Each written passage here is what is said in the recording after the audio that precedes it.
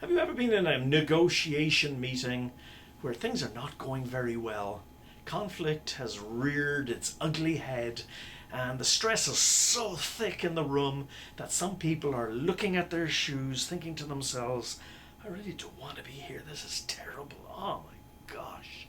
But then somebody makes a witty remark, the tension drops down a notch, and then conversations continue and resolution is eventually reached.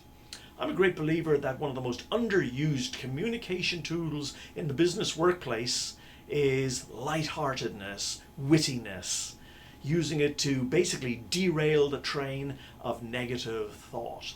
Let me give you a good example of this. Over 25 years ago, I was working as an engineering officer on a scientific ship. And on the ship was the Queensland Museum, and they were diving on a wreck called the Pandora. Some of you who remember the Mutiny on the Bounty story might recall that the Pandora was the ship that actually captured some of the Bounty mutineers. But anyway, this was a wreck of a ship. The Pandora was 90 feet underwater, and the Queensland Museum were going to be diving on it for a period of 6 weeks. Now, I was a volunteer on this scientific ship, but the deal was I had a contract that even though I wasn't going to be paid, I was going to be able to participate in all the diving expeditions. But here comes the problem. I was a novice diver, and 90 feet is kind of at the limit for a sports diver or a novice diver.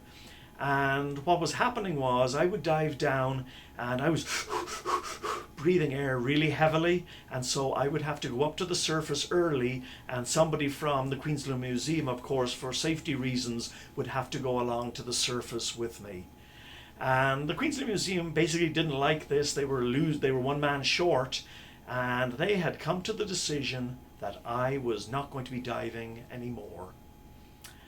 And this, of course, was going to come to a head because I had my contract. The reason I was on the ship, or one of the reasons, was I really wanted to participate in this diving expedition.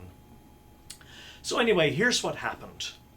The Queensland Museum divers, they go to the aft end of the ship, the stern of the ship, where their big rubber dinghies were, where they would go to set off to the dive site from the scientific ship.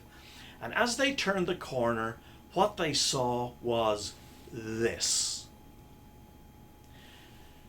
What they saw was me standing there in my diving gear, knife in hand, and if you look behind me, you'll see two what appears to be gigantic scuba diving air bottles.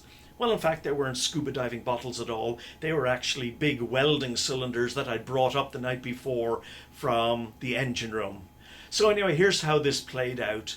The Queensland Museum divers, they turned the corner, they saw me there, all my diving gear, the huge bottles behind, my knife was out, and a big smile on my face, and I said to them, guys, listen, I know things aren't working out very well between us. I'm a novice diver, I'm sucking air, and somebody's having to go to the surface early with me. This is not ideal, I get it, I understand. But listen, I've got an idea.